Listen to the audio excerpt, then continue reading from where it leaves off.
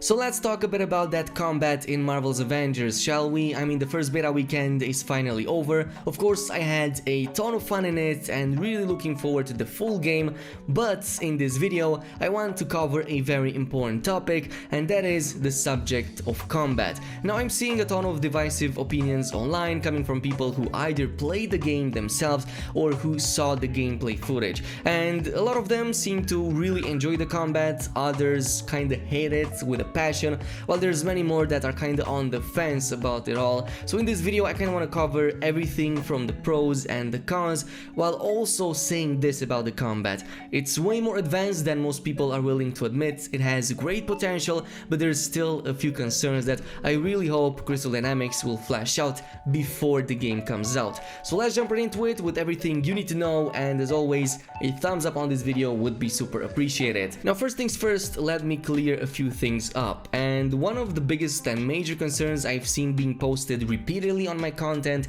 especially by people who were on my stream, was the fact that the combat at first seems a little bit button mashy. Like, it's the same repeated action of pressing the same buttons, and then your character seems to perform like a long chain of attacks, but you're essentially just pressing the same button on the controller. And even though that might be true for the first few missions, maybe the first few levels, that is not entirely the case once the game opens up, and it quickly changes to something different. Like, not only are you getting access to a lot more attack types, abilities, and like chain of attacks once you start investing those points into the skill tree, but eventually that's going to be detrimental to your overall progress if you don't switch up to the more powerful combos and even chain attacks with one another. And yes, that is possible, and the results are not only surprising but necessary for the types of enemies that you will be fighting. But I think I know from where this confusion started. It's basically the first mission, and I think that it's both Square Enix and Crystal Dynamics' fault for the way they introduce you to this game. Because if you think about it, the first mission doesn't even try to sell you on the idea that this is a looter shooter RPG game, but rather on the idea that this is an Avengers game set in the Marvel's universe, and that you have all of these recognizable heroes from the comics, from the cartoons, and from the movies that you can switch between and playtest and whatnot. And basically everything else kind of becomes this secondary thing that they just leave you to discover later on in the game. I mean, heck, even the harm room missions do a much greater job at teaching you the combat mechanics than the first mission ever does. So maybe it's just the way the game sets up the pace from the beginning, but again, if you open yourself up to it, it's going to change a lot. And there's a good reason for why you're not going to continue to button mash in the game. First of all, it's not going to be possible to continue button mashing from a certain point, simply because it's just not going to cut it. You're not going to be able to progress in a meaningful way if you continue like that, and as a matter of fact, you will want to chain in these very powerful combo attacks and even chain certain attacks to one another and kind of make this continuous series of attacks by pressing and holding different buttons and being in the air or on the ground or dodging and then following with an attack. So it's quite complex. You just have to progress enough to the game and also kind of like learn all of the abilities before you get to that. And this also brings me to the fact that the combat feels very impactful. I was surprised by how much chaos you can create in this game with all of the characters, not just like a character like Hulk, for example, which, by the way, absolutely insane. Just to give you a couple of examples of very powerful types of builds or attacks, there was one for Hulk where you can kind of do a dive bomb into the ground. By the way, this is an upgradable ability that you don't have at first, but then you get it. So you do that and you can quickly follow up with another ability that you can also invest a point into to unlock, and he will do like this continuous stomp into the ground that will completely wreck everything around it. And not just that, if you combine this with the proper gear that has, for example, a pin particle on heavy attacks effect, it's going to turn everybody in a 360-degree radius into a miniature version of themselves, basically interrupting them, making them much weaker and much easier to take on. But there's at least a few of these for each of the characters just in the first skill tree. Like for example this one for Kamala, where I have 3 or 4 abilities. I think actually it's 5 abilities that I'm chaining together, because this is a chain of attacks that I'm doing. So basically jumping in the air, holding triangle, doing those punches on the ground. It absolutely stomps enemies and it also stuns them, then quickly following up from the air with with a square hold, she does this spinning kick, again more stagger, more damage, and then quickly jump up and do another square to bring the enemy up, and then tie that in again into another triangle hold. So basically, if you have enough room, you can do this endlessly and you just destroy everything. And this goes for all of the other characters too, but I just don't have the time to explain all of it into one single video. Again, gear is going to be a huge influence into all of this. I'm glad that that is the case, though not too glad because it does seem to be a little bit too RNG. Not really Anthem RNG. If you ever play that, it feels way better. I mean, most of the gear that I got, it felt quite useful, but we're not at the max level, so we can't really tell so far.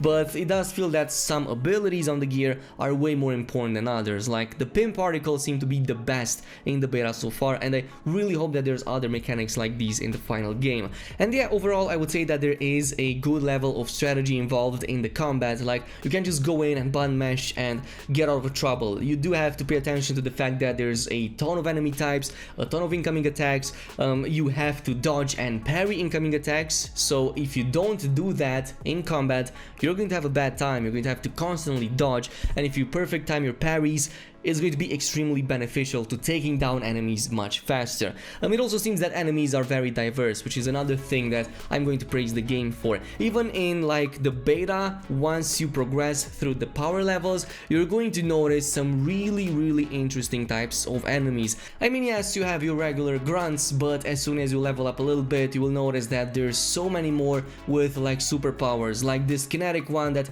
kept using like the environment and rocks, both to shield himself but also to throw them at me, and he was really powerful. There's another one that also uses like the power of the sun to just cause a huge explosion, and there's so many of them in there I wouldn't even have time in one video to cover, so I'm glad that we have a really nice selection of enemies. But we've talked about the pros, right? Let's talk about the cons, because there's a few of them in here that get me really worried about it. The first one is the fact that the combat oftentimes feels convoluted, even clunky, and I feel that I'm not the only person who believes this. I think I know for why that's the reason. Mainly it's because way too many things are happening on the screen at once. Sometimes it's even almost impossible to fully visualize what's happening around you. Like, there's so many particle effects on the screen, so many enemies and so many attacks that you literally cannot see incoming attacks, or there's just too much distraction for you to dodge or parry in time. This again contributes to that clunky factor, but the second thing that contributes to it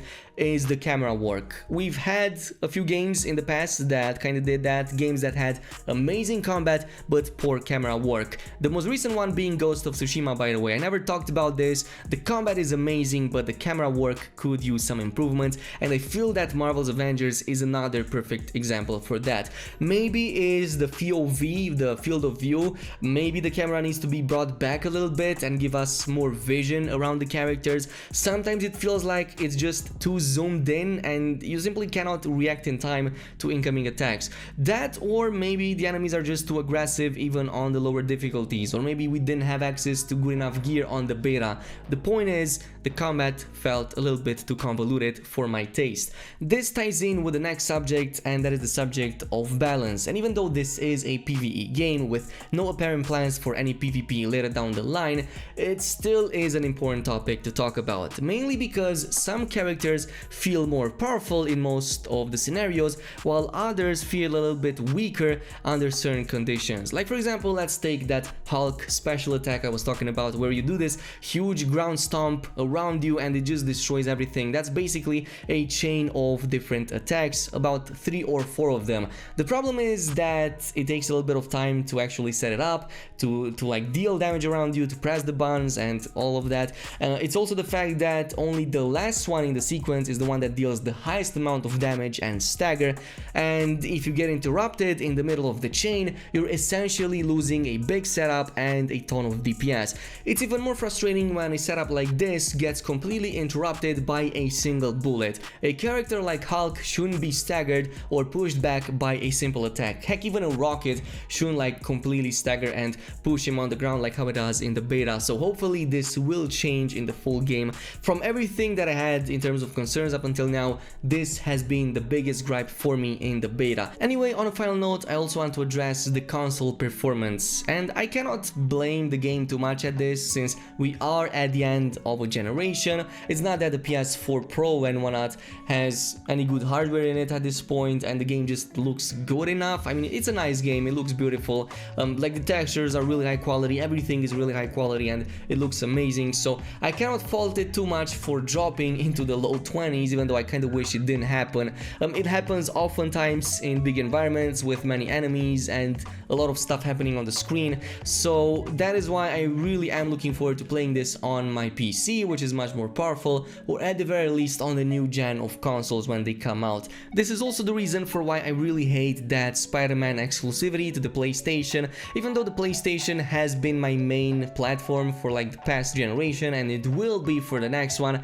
I kinda wish that I was able to play this game on my PC, not have to deal with low performance and just have everything at the maximum graphical settings and maximum FPS, but I guess the PS5 will come in to save us from that, as well as the Series X, so I mean, we are at the end of the generation, so I'm not gonna stay on it too much. Anyway, with that being said and done, if you enjoyed this video, then don't forget to leave a thumbs up on it, that would be super appreciated, and if you really enjoyed it, then also don't forget to subscribe and maybe even activate that notification bell to get these videos as early as possible. But thank you so much for watching, and I'll see you guys in the next one.